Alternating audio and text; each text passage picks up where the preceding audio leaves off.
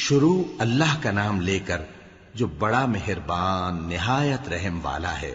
اے ایمان والو، اپنے معاہدوں کو پورا کرو۔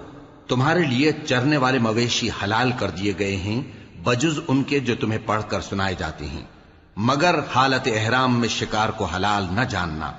اللہ جیسا چاہتا ہے حکم دیتا ہے۔